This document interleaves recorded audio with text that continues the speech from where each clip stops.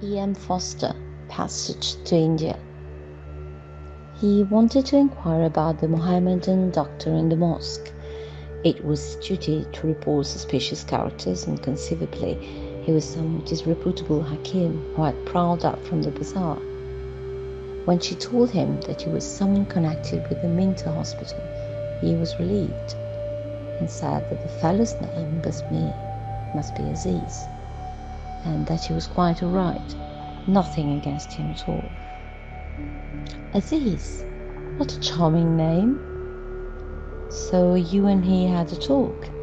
Did you gather he was well disposed? Ignorant of the force of this question, she replied, yes, quite, after the first moment. I meant generally, did he seem to tolerate us? The brutal conqueror, the sundried bureaucrat, that sort of thing. Oh yes, I think so, except the Callendars. He doesn't care for the Callendars at all. Oh, so he told you that, did he? The Major will be interested. I wonder what was the aim of the remark. Ronnie, you're never going to pass it on to Major Callendar. Yes, rather, I must, in fact. But, my dear boy, if the Major heard I was disliked by any native subordinate of mine, I should expect him to pass it on to me. But, my dear boy, a private conversation. Nothing's private in India. Aziz knew that when he spoke out. So don't you worry. He had some motive in what he said.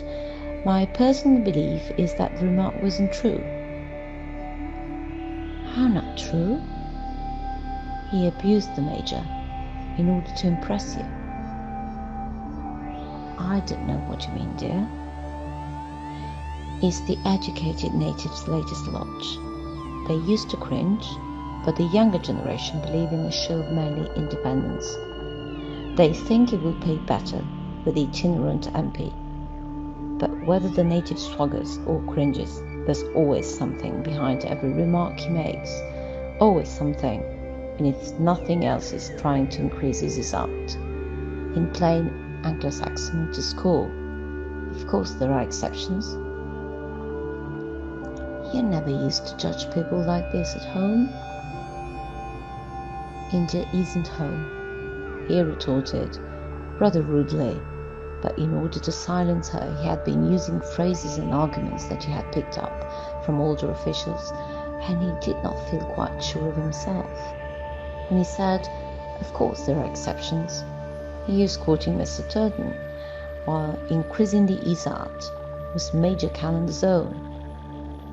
The phrases worked and were in current use at the club, but she was rather clever at detecting the first from the second hand and might press him for definite examples.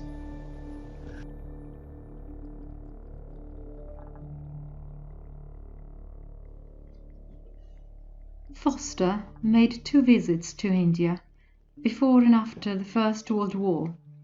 What he saw there of Anglo-India provided him with the material for his greatest novel, which he spent several years writing.